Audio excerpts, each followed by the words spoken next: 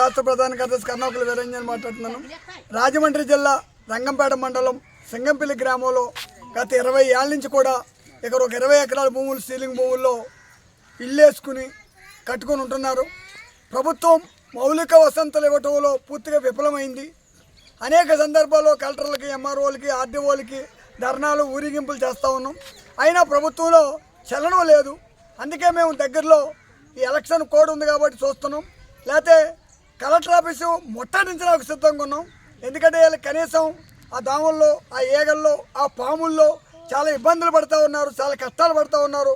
వర్షం వస్తే ఎలా ఉండాలో తెలియదు, వాటర్ కూడా సరిగా రావట్లేదు, పంచాయతీ కూడా చాలా నిర్లక్ష్యంగా ఉంది. అందుకే మేము ఈ మౌలిక సమస్యలపై త్వరలోనే కలెక్టర్ ఆఫీసు ముట్టడిస్తామని ఆంధ్రప్రదేశ్ రైతు కూలీ సంఘం రాష్ట్ర శాఖ ఈ సందర్భంగా తెలియజేసుకుంటుంది.